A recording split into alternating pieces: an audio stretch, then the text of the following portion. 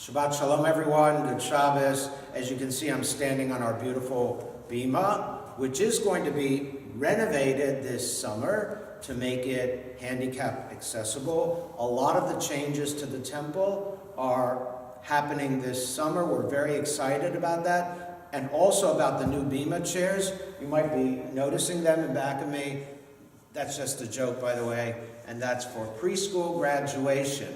But let's talk about a few things. First of all, we have Sfirah.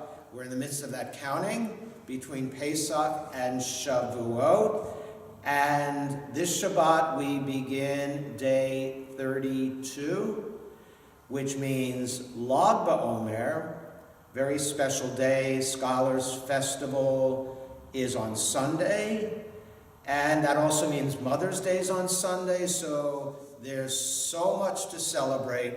We look to the Torah. This is a magnificent piece, Emor, in the heart of Leviticus. It actually begins Leviticus chapter 21. It's still considered the holiness code, but it's in Emor that we learn about the Jewish holidays. We learn about Sukkot and Pesach and Shavuot and Rosh Hashanah and Yom Kippur. We learn about the basis of those holidays, although they are fleshed out in the Mishnah.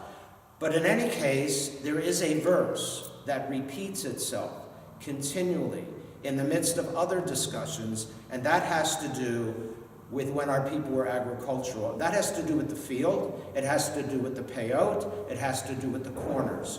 That you must leave the corners of your field unharvested. You must leave them long, each corner.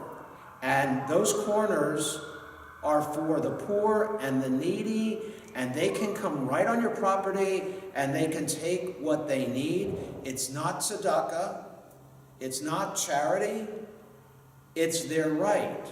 It's their right to be upheld as your neighbor, as a stranger who is to be treated as your neighbor, as the homeborn. It's a tremendous, sophisticated concept. It means that everyone deserves to have some sort of safety net, and it really speaks to us to this day, too. Our attitude toward those in need, toward the poor, that they have a right to a certain level of dignity and respect. It's about the corners, and by the way, that is why a talit has 4 long corners. It's the peyot, to let the corners long. With the case of the talit, we look at the corners and we're reminded of God's commandments. And probably the most important commandment is honoring mother and father and mother, and grandparents. Another very important commandment is Shabbat, observing the Shabbat, and we still observe the Shabbat. In fact, this Friday night, we have many ways we're observing Shabbat.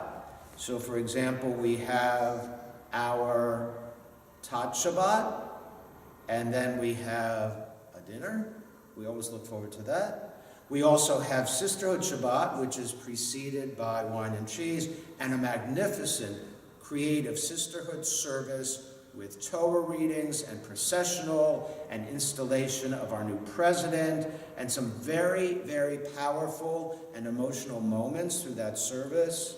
So be with us Friday night, celebrate Shabbat, honor your parents, stand up and be counted, make a difference.